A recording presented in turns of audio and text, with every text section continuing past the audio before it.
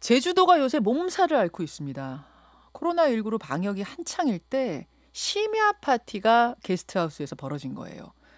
지금까지 확진자가 11명이에요. 게다가 설상가상 태풍까지 제주를 핥히고 지나갔죠. 다음 주에 태풍이 하나 더 온답니다. 제주도 상황 점검하고 또 중앙 정치 이슈까지 짚어보죠. 도지사 연결합니다. 원희룡 제주도지사 연결이 돼 있어요. 원희룡 지사님 안녕하세요. 네, 안녕하세요. 아이고, 우선 제주 태풍 피해 상황은 어떤가요? 예, 침수, 정전, 농축산물 피해들이 곳곳에 있었고요.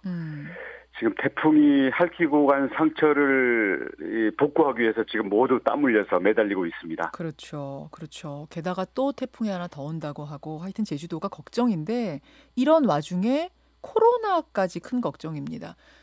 관광업이 주산업인 곳인 거 우리가 다 아는데 크고 작은 숙박업소가 그래서 많은 것도 아는데 문제는 게스트하우스에서 집단 감염이 발생을 했습니다. 확진자가 10명이 넘어가는 상황.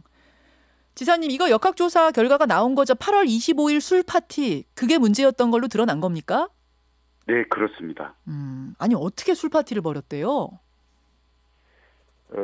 이제 게스트하우스에 이제 우리 젊은 분들이 예. 이제 관광 여행차 와서 예. 또 시간도 많이 남고 하니까 또 서로 서로 그룹끼리 연결도 시켜주고 어떤 경우에는 부킹도 해주고 그런다 그래요. 아, 부킹도요? 근데 무슨 다른 그 행사가 있는 건 아니고 네. 서로 게임도 하고 대화하면서 술 마시고 하는 건데 보통 때 같으면은 이게 하나의 문화죠. 아, 그렇죠. 보통 때면. 그렇죠. 그런데 지금 코로나 비상 상황 아닙니까? 예. 제주도가 8월 20일 전에는 한 달 넘게 확진자 제로였습니다. 예. 그러다가 이 8.15 연휴 지나고서 그 잠복기가 지날 쯤 해가지고 지금 한 20여 명이 연속으로 확진이 됐는데요. 100% 수도권 발입니다. 아, 놀러 온 분들이 무분별하게 거기서 먹고 마시고. 예, 아직 그 제주 자체의 지역 감염은 현재까지도 제로고요. 그래서 저희가 이거는 자제시켜야 된다. 그래서 파티를 금지를 시켰어요. 그래서 10명 정도면 나머지 영업은 지장 없이 할 수 있지 않겠냐 했더니 또 일부 미꾸라지 같은 업소들에서 10명 이하로 모집합니다. 10명 집합금지 내렸더니 10명 이하로 소규모 파티합니다.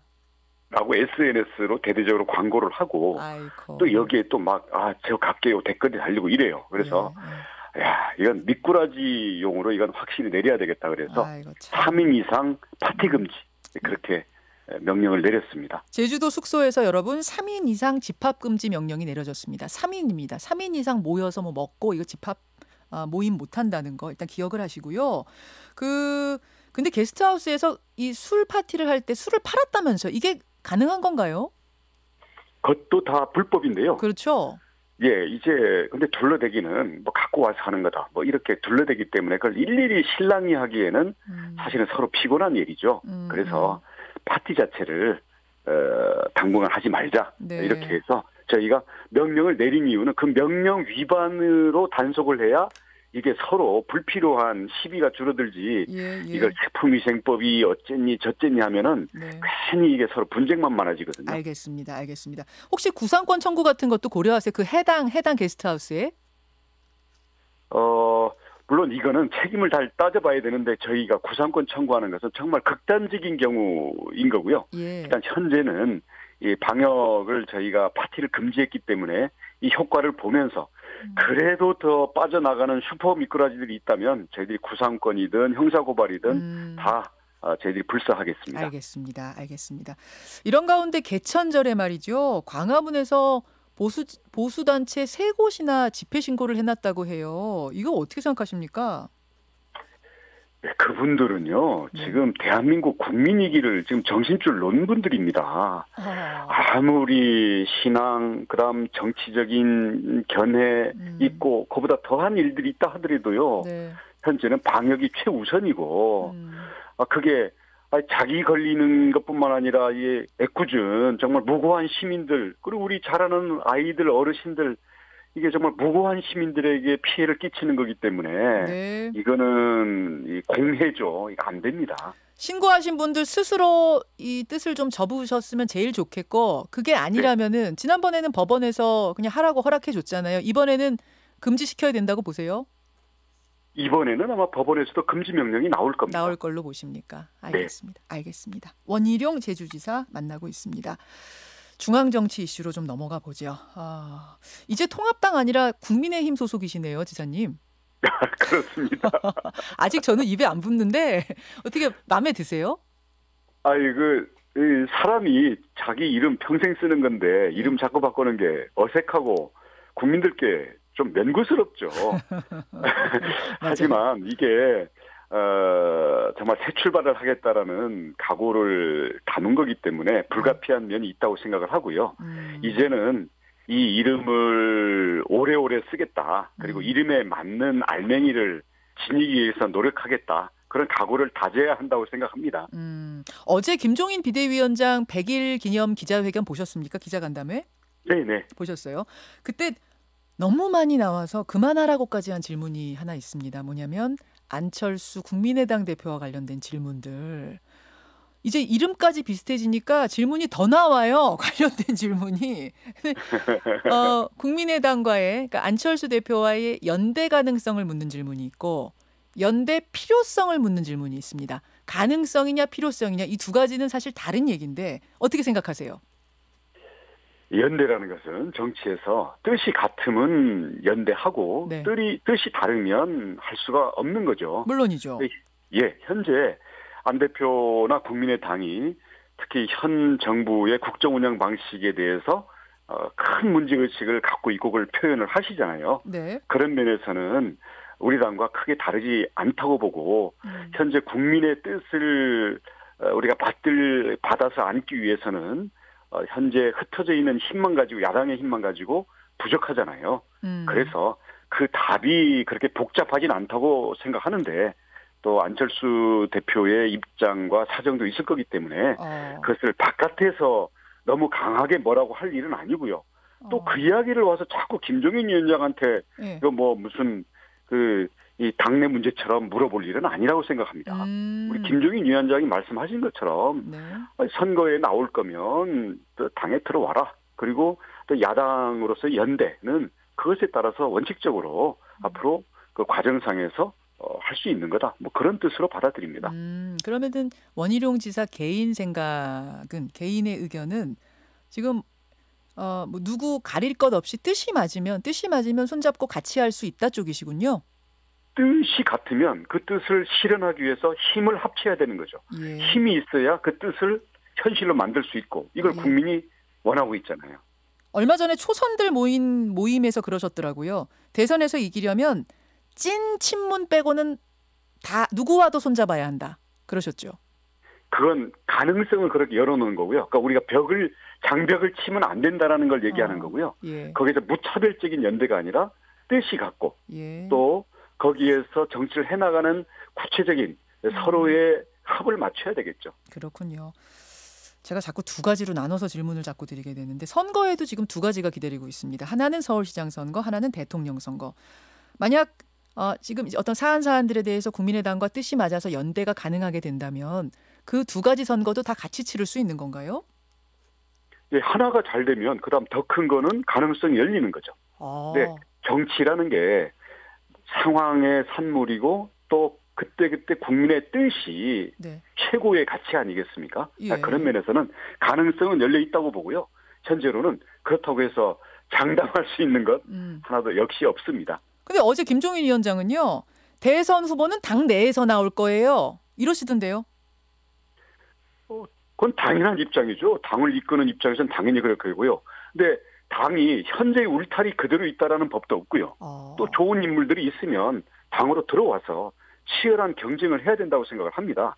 우리 국민들이 예. 당내에서의 경쟁을 기대와 관심을 가지고 치열하게 지켜보고 참여할 수 있는 그런 것을 만들어야 네. 우리 대선의 가능성도 열리는 거죠. 아니 그런 면에서는 예. 사실은 저를 비롯해서 예. 이 지도자가 되겠다는 사람들이 더 치열하게 움직여야 된다고 생각을 합니다. 분발해야 된다고 생각합니다. 예. 대선 후보는 당 내에서 나올 거다란 말은 그러면 밖에서 함께하고 싶으신 분들 들어와서 뛰십시오. 이 얘기로 이해하면 되나요? 현재로서는 그렇고요. 예. 대선까지의 시간이 아직 많이 남아있기 때문에 예.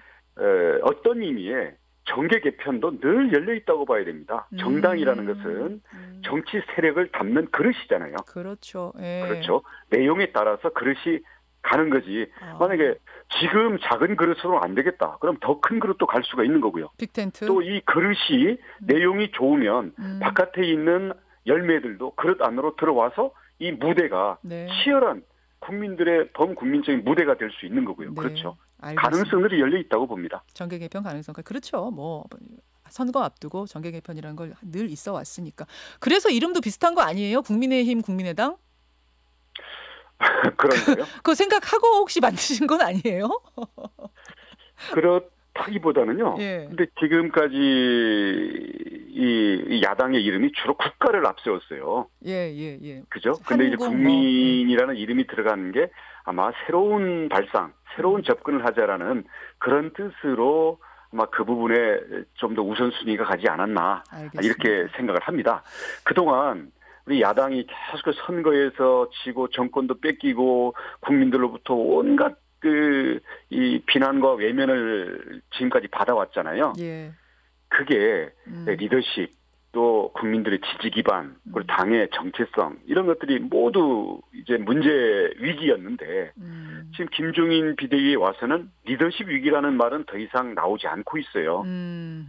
오히려 카리스마적이다, 뭐 심지어는 독선적이다라는 말까지 나올 정도인데 네. 이거는 김종인 위원장을 탓할 문제는 아니고 이건 동전의 양면인데 이 당에 경쟁해야 될 주자들 네. 또는 이 지도자들이 더 분발해야 된다는 생각이 들고요. 또 우리 지지 기반도 중도 또 호남 청년층 지지를 확보하기 위해서 김종인 비대위에서 열심히 하고 있고 그 결과 국민들의 지지율 상승으로 반응이 또 있잖아요. 알겠습니다. 거기에다가 정체성 문제는 이제는 그 낡은 극우 세력 예. 여기에 흔들리는 것을 차단을 하고 이제는 그 틀에 박힌 캐캐 묵은 이념적인 용어 이런 것들도 확실히 덜 나오고 있죠.